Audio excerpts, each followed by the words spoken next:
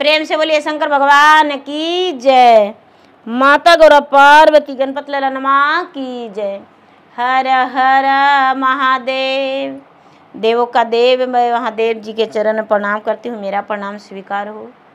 माता गौरा पार्वती के चरण में प्रणाम करती हूँ, मेरा प्रणाम स्वीकार हो। गणपति ललनमा के चरण में प्रणाम करती हूँ, मेरा प्रणाम स्वीकार हो। सब देवी देवताओं के चरण में प्रणाम करती हूँ, माता और पिताजी के चरण में प्रणाम करती हूँ। धरती पर बैठे धरती माता के चरण में प्रणाम करती हूँ, मेरा प्रणाम स्वीकार हो। गुरु भैया बहना के चरण में प्रणाम करती हूँ, मेरा प्रणाम स्वीकार हो। अपने से बड़े को सबको प्रणाम करती हूँ, मेरा प्रणाम स्वीकार हो। और छोटे को मैं प्यार भरा आशीर्वाद देती हूँ। हर हर महादेव। गुरु भाई बहना,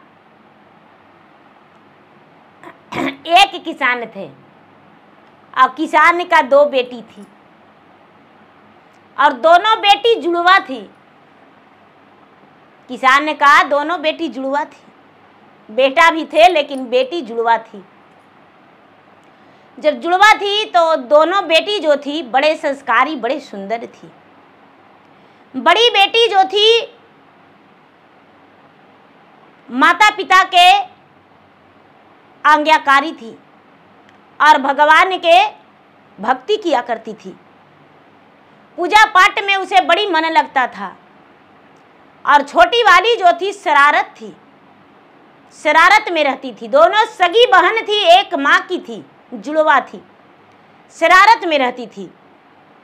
कोई भी काम कहते थे जो किसान, तो बड़ी वाली बहन तुरंत करती थी और छोटी वाली जो थी वो बिल्कुल अनसुना करती थी।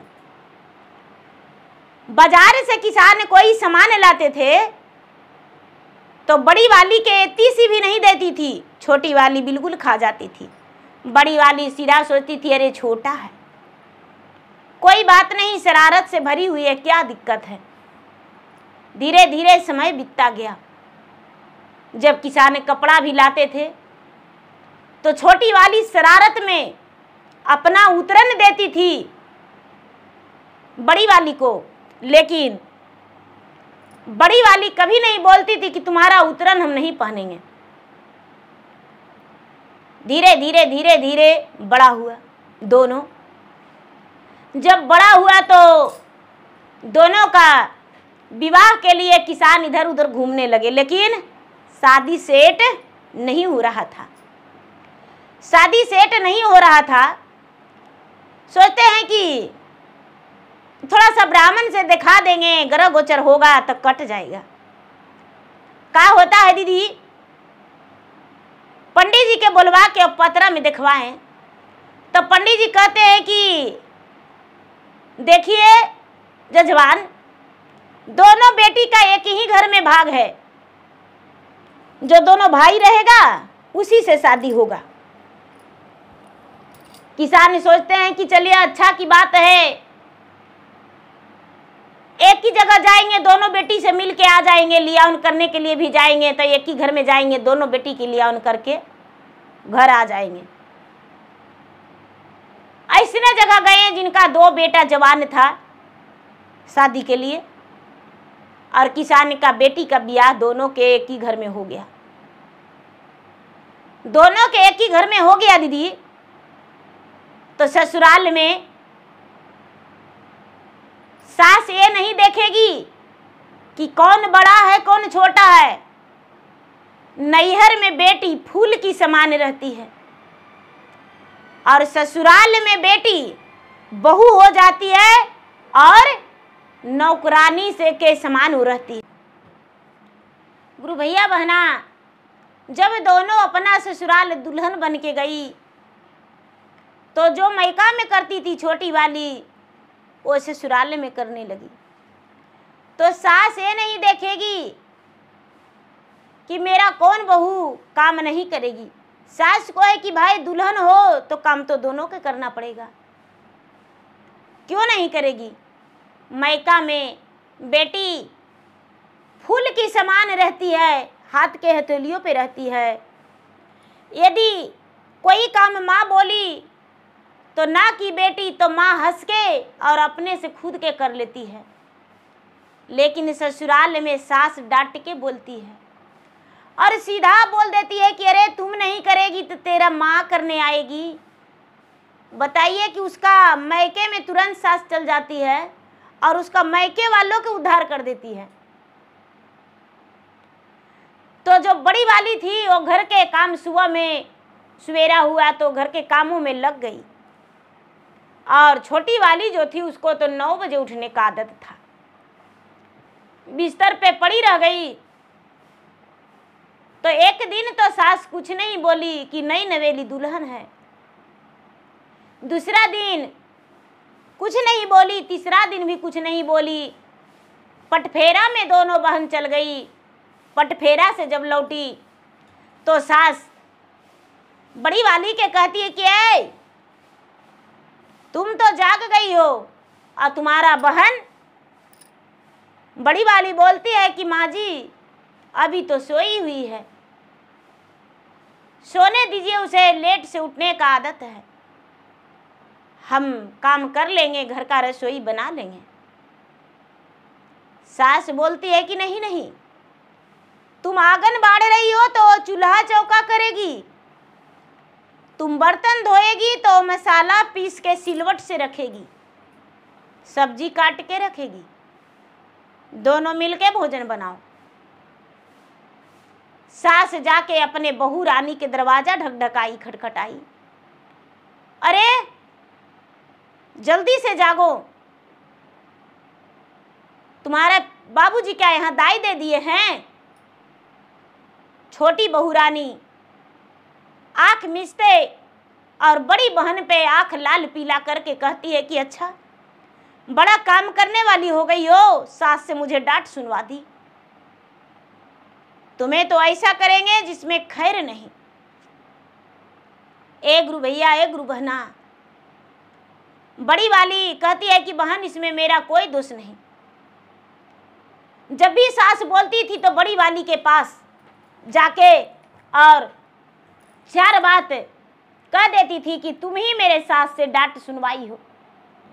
छोटी वाली बड़ी वाली के जाके गुस्सा कर दिखाती थी, सास कुछ भी बोलती थी। तो धीरे धीरे कुछ दिन बिता दीदी नैहर भी जाती थी तो बड़ी वाली के शिकवा शिकायत छोटी वाली करने लगी। माता पिता से, भाई भौजाई से सबसे नफरत करवा के धर दी कि हमको ससुराल में उद्वास करवाती है। ये नहीं बोली कि हम कुछ भी काम नहीं करते हैं, इसीलिए सास डांटती है। धीरे धीरे समय बीता, 2 साल 4 साल 5 साल बीता। बड़ी वाली के एक लड़का हो गया, लेकिन छोटी वाली जो थी उसका संतान नहीं हुआ। बड़ी वाली जो थी भगवान के भक्त थी, भगवान के पूजा पाठ करती थी, सास के आज्ञाकारी बहू थी। अब क्या करती है कि सास कहती है कि दोनों में बंटवारा हो जाएगा, छोटी वाली अलगे रहेगी, वो कुछ नहीं काम करती है। अब दोनों भाई में बंटवारा हो गया। बड़ी वाली के तरफ सास रह गई और छोटी वाली को तो साथ में पति खाली है और कोई नहीं। छोटी वाली दिमाग लगाने लगी कि अरे मेरा तो बच्चा नहीं हुआ है और इसका बच्चा हो गया है, तो इसको बच्चा के यदि मार के और हम फेंक देंगे तब अच्छा रहेगा। एक गुरु भाई बहना अपना पति से कहती है कि ये जी आपकी जो बड़ी भाभी है ना, बहन कहना भूल गई, गोतनी से खाली सी रिश्ता रहा, बहन का कोई संबंध नहीं। ये भूल गई कि एक ही माता के हम थे, एक ही साथ पेट में भी थे, लात भी मारते थे माँ के साथ, माँ के पेट में तो दोनों साथ साथ। ये वो भूल गई कि बहन मेरा है और अपना पति से कहती है कि ये जी आपकी भौजाई बड़ी चढ़ बढ़ के रहती है, उसको तो हम सबक सिखा देंगे। उसके जो पति हैं वो कहते हैं कि बोलो क्या करना चाहती हो। अरे उसको बेटा के हम जान मार देंगे। बेटा के आप जान मार देंगे? तो हाँ, तुम जान मार दोगी? अरे ऐसा मत करो, मेरा भैया जीते जी मर जाएगा। नहीं नहीं, कैसा हत्यारन हो, इतना बड़ा पाप मत करो। एक गुरु भाई बहना, पति उसका मना किए, कुछ दिन चुप रही।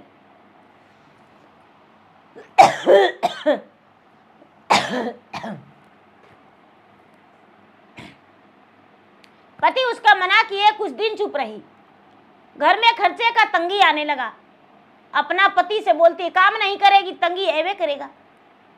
अपना पति से बोलती है कि ए देश प्रदेश जाइए कमाने, सब कोई कमा के लाता है और आप घर में बैठल रहते हैं, किसानी से पेट नहीं भरेगा। छोटा वाला जो था वो प्रदेश चला गया। बड़ी वाली बेचारी खेत में काम करती थी, मेहनत करती थी। उसके पति इधर उधर भी काम कर लिया करते थे, जो भी काम मिलता था वो काम कर लिया करते थे। घर का खर्चा उसका अच्छा से खुशहाली जीवन बीत रहा था, खर्चा में कोई दिक्कत नहीं था। ये अपने बड़े बहन की बेटा को, बड़ी बहन खेत पे गई हुई थी और बेटा को बड़े प्यार से बुलाया, बाबू आओ ना मेरा गोदी, मैं तुम्हारा मौसी हूं। बच्चा प्यार से आ गया। अरे क्या कर रही हो, आओ बेटा आओ। गया, मेरे घर आ जाओ बेटा। अपना दरवाजा बंद कर ली। दरवाजा बंद करके और एक लकड़ी का ठीहा लाई और एक गिलास पहले से पजा के रखी थी, पहले से पजा के रखी थी गिलास। और बच्चा के 2 टुकड़ा करके आंगन में गाड़ के, काट के, गड्ढा खोद के और जमीन बराबर कर दी, लीप पोत के बराबर कर दी। जिस साड़ी में बच्चा को काटी वो साड़ी भी अपना जला दी, कोई निशान और सबूत नहीं रहने दी। शाम में आई बहन खेत से काम करके, शाम में बहन खेत से काम करके आई और अपने बच्चा को खोजने लगी। बच्चा नहीं मिला। पूरा अहरा पोखरा, कुइया इंदिरा, झगड़ सगरो दे के, जाल बिक के, छान मारे, लेकिन बच्चा नहीं मिला। बहन का कोख उजड़ गया। अब बहन का फूला हुआ, खिला हुआ जो फूल था वो मुरझा गया, आंचल सूना हो गया। अब बेचारी रोते कलपते गरजते रात दिन रहती थी। सारे लोग उसे समझाने लगे, अरे बेटी क्या करोगी, तुम्हारा भाग्य में वो बेटा नहीं था। अब क्या होता है दीदी, कुछ दिन के बाद वो फिर से गर्भवती रह गई। गर्भवती रह गई तो सारे लोगों से समझाने लगे कि देखो अगला गया है, पिछला से भर जाएगा। देखिए दीदी, यदि एक दूसरे का हिम्मत कोई नहीं देगा तो लोग नहीं बचेगा। देखा देखी लोग हिम्मत बनाता है धीरे धीरे। और धरती पर जीना है, अन्न खाना ही पड़ेगा दीदी, और बोलना भी पड़ेगा। पेट पापी मानवे नहीं करेगा। एक तन ढकने के लिए वस्त्र चाहवे करी तो काम भी करना ही पड़ेगा। क्या हुआ दीदी, जब बेचारी फिर से गर्भवती हो गई, संतोष करने लगी। धीरे धीरे धीरे धीरे धीरे धीरे समय बीता। 9वां महीना के बाद फिर से उसको लड़का हुआ। फिर से लड़का हुआ दीदी, तो इसे लगा कि आहा, वो तो 5 साल के हो गया था तो मारे ना, इसको तो 4-6 महीना में मार देंगे, 6 महीना से ज्यादा बीतने नहीं देंगे, इसको खत्म कर देंगे। और जब बच्चा के खोने का, ये तो जान ही रही थी कि बच्चा को हम मार डाले, तो बच्चा को खोने का जब हुआ तो ये बहन के घर जाने लगी और बहन से पूरा हेल मेल हो गया। बच्चा जन्म लिया तो बच्चा को पूरा गोद दूध खिलाने लगा, खिलाने लगा दीदी। एक दिन के बात है कि बच्चा को छोड़ के अपना छोटी बहन पे बेचारी विश्वास करके चल जाती थी। विश्वास करके चल जाती थी। बच्चा सोया हुआ था, इसे लगा कि हाँ मौका बड़ा बढ़िया है, इतना बढ़िया मौका फिर नहीं मिलेगा। अब तो अपना हाथ साफ करिए देंगे। बच्चा के गोद में लेकर अपना घर ले आया अपना तरफ। बच्चा 1 साल के भी पूरा नहीं था, 2 महीना घट रहा था, 10 महीना हो गया था। बेचारा खड़ा भी अपने दम पे नहीं हो पाता था। अपना घर ले गया और बच्चा के कह रहा है कि अरे तुम्हें भी जीने नहीं देंगे, तुम्हें भी हम मार देंगे, अभी तुरंत मार देंगे। तो उनके घर के पास एक बहुत बड़ा पीपल का वृक्ष था और पीपल के वृक्ष पे एक गिद्ध और एक गिद्धिन थी। एक गिद्ध और एक गिद्धिन थी। तो गिद्धिन कह रही है कि ए जी हमको बहुत कस के भूख लगा हुआ है। तो गिद्ध कहता है कि अरे पागल, भूख लगा हुआ है तो 10 मिनट और बर्दाश्त करो, उसके बाद तुम्हें बहुत मुलायम मांस देंगे हम लाके। गिदनिया कहती है कि 10 मिनट में कहाँ से आप मांस लाके देंगे जी, कहाँ से आ जाएगा मेरे लिए मांस। तरे पागल, नीचे देखो और नीचे सुनो क्या कर रही है। गिदनिया सुनती है तो ये जो बच्चा की छोटी मौसी है वो बच्चा को कह रहा है कि अभी तुरंत तुमको देखो एक ठिया लाएंगे और उस पे रख के और तुम्हारा गर्दन काट के और देखो जो गड्ढा कहते हैं इसी गड्ढा में तुम्हें भी भर देंगे मार के, और मेरा कोई नहीं कुछ बिगाड़ेगा।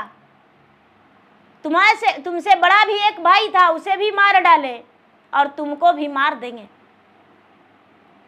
एक गुरु भैया बहना, जो बड़ा भाई था उसका आत्मा बोल रहा है कि मेरा भाई का कोई बचा लो, मेरा भाई का कोई बचा लो, मेरा भाई को ये हत्यारन मार देगी।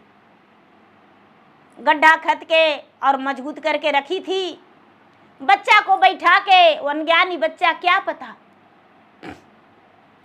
बच्चा को बैठा के और लकड़ी का ठिया लाई और गड़ास लाई और बच्चा को ये हथियारन दोनों हाथ पीछे करके उतना छोटा बच्चा को बांध दी और पैर भी बांध दी और ठिया पर रख के और जैसी गड़ास चलाने का कोशिश की, जो गिधनिया थी, गिधनिया अपना पति से कहती है, जब ठिया लाई तो पति से कहती है कि ये जी देखिए तो पहले भी एक बच्चा के मार डाली है ये हथियारिन और फिर से उसका बच्चा को मार डालेगी, वो तो जीते जी मर जाएगी। हम भी एक माँ हैं, यदि मेरा बच्चा को कोई मार देगा तो मुझसे बर्दाश्त होगा, इसका तो हम पराने ले लेंगे। गिधनिया कहती है गिधिया से, गिधिया कहता है क्या तुमको मांस खाने का मन नहीं है? तो नहीं, हमको मांस खाने का मन नहीं है, मेरा भूख मिट गया, हम इसके पास जा रहे हैं।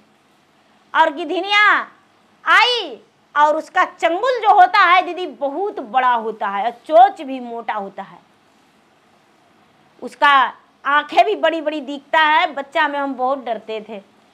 तो गिधनिया आके और टपाक से उसका अपना झपटा से मारी, तमाचा जैसे लोग मारता है उसी तरह अपना चंगुल से मारी मुंह पे और बकोर ली। इसका हाथ में जो गड़ास था वो गड़ास इसका गोड़ पे गिरा, गोड़ कट गया और ये जो गिद्धिन थी वो बकोची, तो दोनों आँख भी इसका चिरा गया और मुंह भी चिरा गया।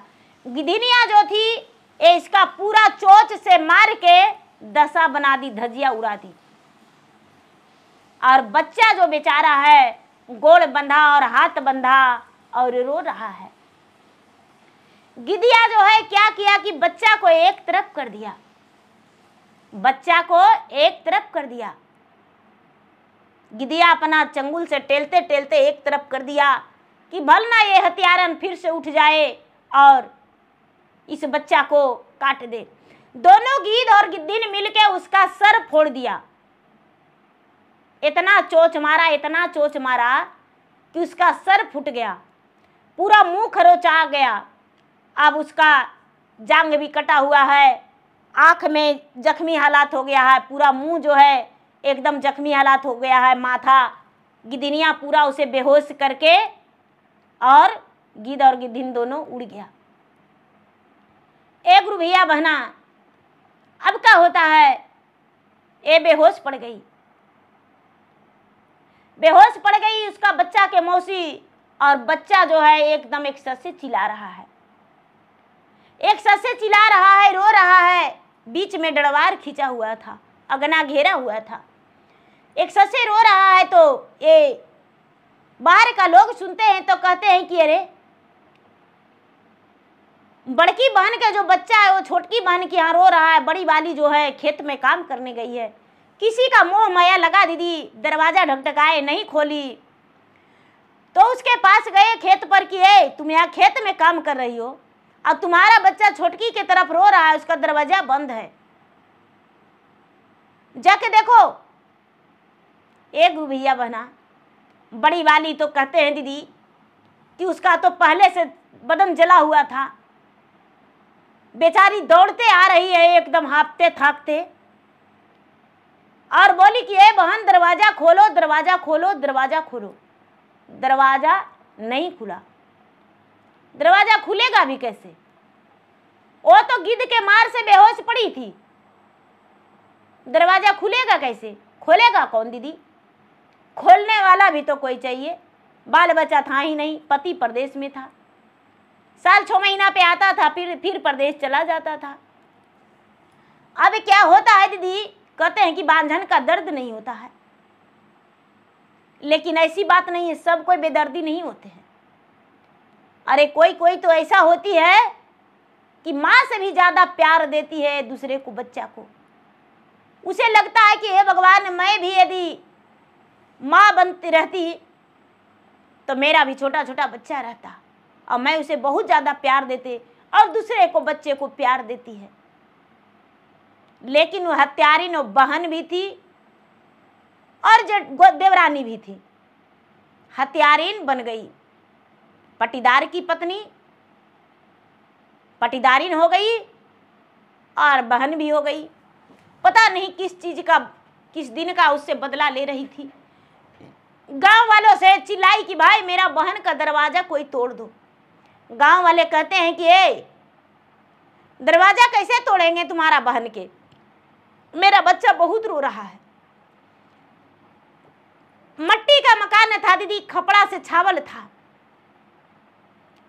कोई 10-12 साल के लड़का कहता है कि ए आंटी चाची हमको चढ़ा दीजिए, हम देखते हैं क्या होता, क्या हाल है अंदर। वो क्या किया कि निशानी लगा के और उसके घर में आंगन में कूद के और दरवाजा खोल दिया और बोला कि जाके देखिए, देखने लायक है कुछ, जाके देखिए तमाशा लगा हुआ है। ए गुरु भैया बहना, जब बड़ी वाली बहन यानी जेठानी गई है, सब लोग गए हैं उसके पीछे, तो देखते हैं कि यहाँ का तो बहुत बड़ा तमाशा बन चुका था। बहन बेहोश पड़ी है, पूरा चोट से मारा हुआ, पूरा बदन एकदम रक्त से लथपथ था, खून से लथपथ, जांग कटा हुआ है, गड़ास गिरा हुआ है, बच्चा का पाँव पीछे से बंधा हुआ है और हाथ पाँव बंधा हुआ है, और बच्चा जो है एकदम रोते रोते मुंह में उसका फेफड़ी पड़ा हुआ है। अब देखते सब लोग आए, देखे, अरे बाप तुम्हारा बहन इतना बड़ा हथियारी ने, तो अपना बच्चा को लेके गोद में दूध देकर सीने से लगा के और बच्चा को पूरा मुंह पोंछी, बच्चा दूध पिया, बच्चा शांत हो गया। उसके बाद बच्चा तो बोल नहीं पाता था ज़्यादा, दादा दादा दादा दादा, दादी दादी दादी इतना ही कहता था। माँ बस ज़्यादा बोले नहीं पाता था बच्चा, बच्चा को कुछ समझ नहीं था। एक गुरु भैया, एक गुरु बहना, गिधिया और गिधिनिया जो है दोनों पेड़ के ऊपर है, पीपल का डाल पे बैठा हुआ है। लोग उजर जब देखे इसको कि अरे कोई पक्षी इसको चोंच से मारा है, तो गिद्धिन का एक पंख उसके घर में गिरा हुआ था। एक पंख गिरा हुआ था क्योंकि पति पत्नी दोनों झपट झपट के उसको मार रहा था, तो ये हाथ रोक रही थी, तो वही में उसका गिद्धिन का पंख उसका हाथ से नुचा गया था और एक पंख गिरा हुआ था। लोग देखते हैं तो कहते हैं कि अरे तो एक पंख गिद्धिन का है, इसका बेटा का जान गिद्धिन बचाया है। एक गुरु भैया बहना, बेचारी बड़ी वाली जो थी वो तो जोर जोर से रोने लगी। गड्ढा देखा कि अरे मेरा बहन के आंगन में गड्ढा है, मेरा बेटा को काट देता, गड़ास रखा हुआ है और गड़ास इसका पैर पर गिरा है। लोग उसे, गांव वाले लोग पानी का छींटा मारे, होश आया। अब तो उसे मुंह दिखाने लायक नहीं थी, मुंह दिखाने लायक नहीं थी दीदी, उसका तो बोलती बंद हो गया था। लोग लाजे सर में डॉक्टरी इलाज करवा दिए। बड़ी वाली बहन और बड़ी बहन का पति चुपचाप घरे चल गए और उसका छोड़ दिए कि जाओ जैसा हो, तू जैसा करनी वैसा भरनी, जैसा किया वैसा। अब लोग जो है कहते हैं कि अरे लगता है कि इसको बड़का बचवा के भी काट उठ के ही भर दिया है। तो उसका अगना को कोड़ैया होने लगा, अगना के कोड़ैया होने लगा दीदी। तब कोड़ते कोड़ते उसका अगना में उसका बेटा के हड्डी, पाँव हाथ का, पूरा माथा का, पूरा बदन का हड्डी सब मिला। छाती पीट पीट के बड़ी वाली बहन रोने लगी और बहन से बोली कि बहन कब के हम तुम्हारा दुश्मन थे,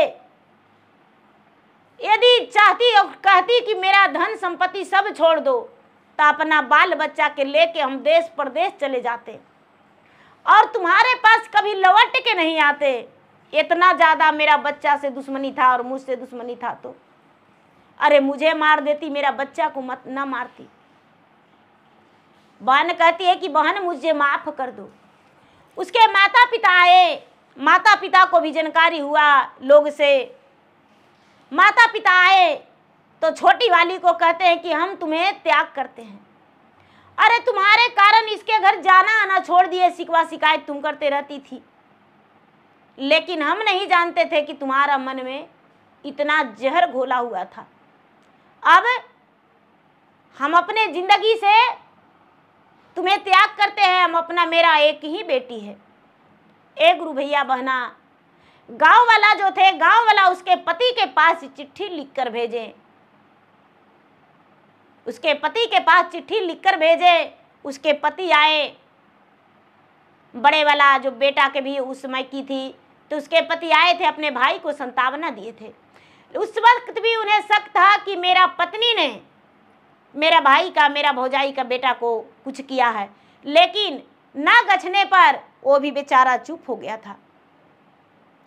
अब क्या होता है दीदी, वो जब छोटा वाला आया तो इस बात को जानकर अपना पत्नी को जाकर बोला कि अरे तेरा सूरत से मुझे नफरत हो गया है, तेरा सूरत मुझे देखना पसंद नहीं है।